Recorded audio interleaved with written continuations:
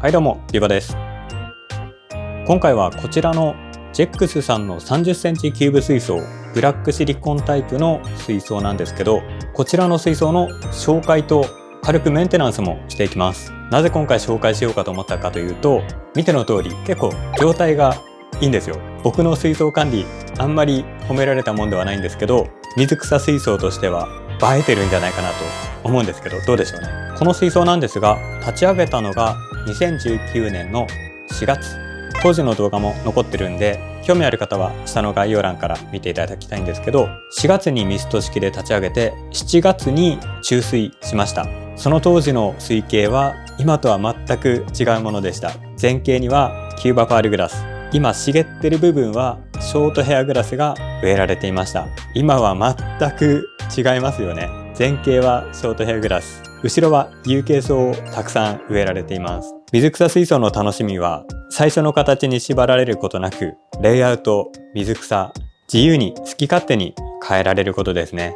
飼育している生態はプリステラが4匹、プラス稚魚1匹とサイアミーズフライングフォックスが2匹、ラミーノーズテトラが1匹と赤ヒレが3匹、グリーンネオンテトラが2匹、ファイヤーテトラが1匹、オトシンクルスが1匹、コリドラスピグミーが1匹、あとヤマトヌマエビがどっかに2匹入っています。生態の数は全部で18匹。30センチキューブ水槽としてはちょっと過密かもしれないんですが、外部フィルターで回しているので、一応水槽は安定しています。水草多いのも要因の一つかもしれません。水草ちょっと紹介していきましょう。まず前景に植えてるのがショートヘアグラス。トリミングするたびにしんどい思いをするショートヘアグラス。そしてアルテラナンテラレインキーミニ。この赤素晴らしいですね。もともと赤い水草なので、水槽の中に赤い色を入れたい人は結構おすすめの水草です。意外と大きくなります。そして小さい葉っぱが可愛らしいオーストラリアンクローバー。スイッチが入ると結構成長するので、こまめにトリミングした方がいいと思います。うちは放置しているので石の上の方まで来ちゃいました。そしてルドビジアスーパーレッド、これも赤が素晴らしいですね。だいぶ伸びてきたので今回はこれをなんとかしたいと思います。その後ろにあるのがオレンジミリオフィラム。こちらもだいぶ伸びてきました。しばらくうじうじしてたんですけど、なんかよくわからないタイミングでスイッチが入りました。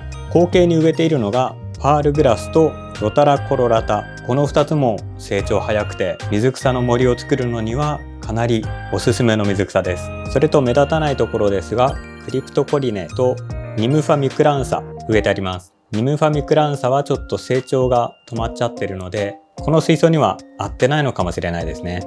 プリステラの稚魚が出てきました。見えるかな？ちっちゃい。行っちゃった。戻ってきた。行っちゃった。続いて設備関連、簡単に見ていきます。この水槽の赤色、水草だったり魚の赤、この鮮やかな赤を出してくれてるのがこの RGB ライトソラリス8000。これも過去に動画で紹介したんですけど、このライトめちゃめちゃ水系が鮮やかになります。初めて RGB ライトを使ったんですが、赤とか緑のそれぞれの発色がめちゃめちゃ鮮やかになるので、撮影をする人にはおすすめですね。このライトが水草育成にどう影響するのかはちょっとまだわかんないんですけど、水草を育てたいだけだったらアクロトライアングルグローとか安価な LED ライトでも十分だと思います。立ち上げ当初は底面フィルターでやっていたんですけど、途中からこちらの外部フィルターテトラの VX60 に変更しました。メンテナンスも簡単で値段もそこそこ安いおすすめの外部フィルターです。そして CO2 添加はこちらのシルボン化学式の CO2 ボンベ使ってやっています。添加量は結構控えめ。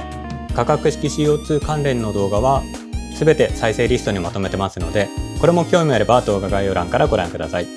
日々の水槽管理については全然参考にならないと思うんですけど、水替えは月に1回くらい、水が減った分だけ足し水をして管理しています。餌やりは1日1回です。食べ残しがないぐらいに与えています。苔については安定しているのと、ヤマトヌマエビとサイアミズフライングフォックスがほとんど対処してくれています。ガラス面の苔はオトシンクルスが1匹で頑張ってくれてます。あとラムズホーンが大量に入っているので、水草やガラス面きれいにしてくれてるかもしれません。ただ基本的にはほとんど人の手はかからず眺めてるだけの水槽です。ではメンテナンスしていきます。メンテナンスといっても水草をいじくるだけ。このルドビジアスーパーレッドとこちらのオレンジミリオフィラム、この2つの有形層の途中から根っこがすごい出てるんですよね。これを一旦抜いて上の元気な部分を植え直したいと思います。特にこちらのオレンジミリオフィラム、元気に成長した上の方は結構しっかりした茎なんですけど、根元の方がもうめちゃめちゃ細いんですよ。最初のしょぼくれてた期間が長すぎたせいか、根元が貧弱すぎるので、元気に伸びてる上の部分だけ使いたいと思います。お、またプリステラの稚魚が来た。移りたがりかな。ではまずルドビジアスーパーレッドを抜いていきましょう。どっから生えてるんだろう。ほら、この根っこ、ルドビジアの根っこってすごい細かくってモサモサしてるんですよね。これを新たに植え直したいので、抜けるかなこれ。よいしょ。あ、切れちゃった。ちょっと大丈夫？この動画めちゃめちゃ地味じゃない？大丈夫かな。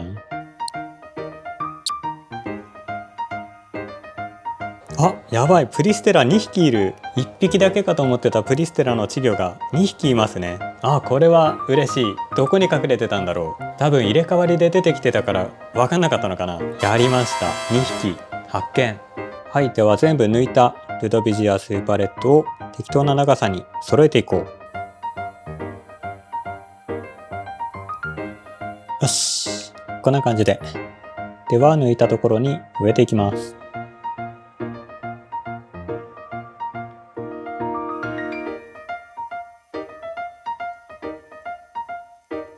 はい、いい感じの赤い森ができました。これでまた頑丈な茎でしっかりと伸びてくれたら増やせそうです。続いてその隣にあるオレンジミリオフィラム。これはもう根元が弱いのでちぎれそうですね。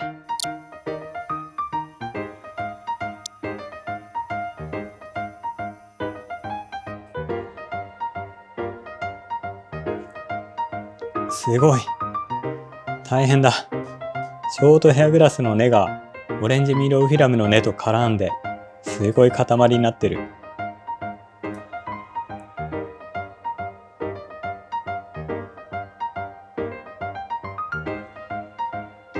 ちょっと予定にないんですけど、後ろのパールグラスがすごいモサモサなので伐採しちゃいましょう。どのくらい切ろう。かなり伸びてますね。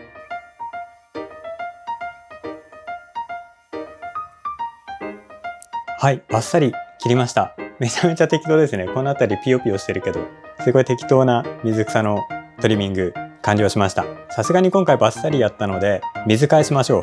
このテトラ VX シリーズ使ってる人は低床掃除をしない水替えはめちゃめちゃ簡単です。外部フィルターの電源を止めて、アダプタユニットのレバーを下げて、それを外す。そしてバケツに排水する。これで給水パイプからずっと水が流れ続けます。減った分の水を足します。これは低床すくうスコップなんですけど、バケツから水を注ぐときにこれで水を受けると低床が舞いません。とても便利です。本来の使い方ではないです。というわけで無事にメンテナンス完了した水槽がこちらです。なかなかあまり変わんないですね。正面から見ると後ろのパールグラスがなくなったので、だいぶ見た目の雰囲気は変わりました。ルドビジアスーパーレッドとオレンジミリオフィラムも背の高さが全くなくなっちゃったので、印象はすごい変わりましたね。ただ以前よりはしっかりとした状態の部分を使ったので、根が張ればもっと健康的な状態の水草になると思います。今回このプリステラの稚魚、1匹だけかと思ってたのがもう1匹出てきたので、それは嬉しい発見でしたね。ひょっとしたらまだどこかに3匹目4匹目隠れているかもしれません。もうちょっと大きくなったら表の方に出てきてくれると思います。水槽立ち上げから2年が経って3年目に突入したこちらの30キューブ水槽、途中で何度かリセットしようか考えたんですけど、結局ずるずると管理を続けています。おそらく水槽を移動する必要性に迫られなければこのまま引き続き管理をしていきます。なんだかんだ魚たちも調子が良さそうなので、またなんか別の稚魚生まれたら嬉しいな。赤ヒレはオスしか入ってないので予定はないんですけど、サイアミーズとか繁殖するのかな。オスメスちょっとわかんないですけど、なんかいたら面白そうですね。というわけで今回は立ち上げから2年が経過した30センチキューブ水槽の紹介と簡単なメンテナンスを行いました。というわけで今回の動画は以上です。もしよければチャンネル登録、グッドボタンよろしくお願いします。それではまた次の動画でお会いしましょう。ご視聴ありがとうございました。バイバイ。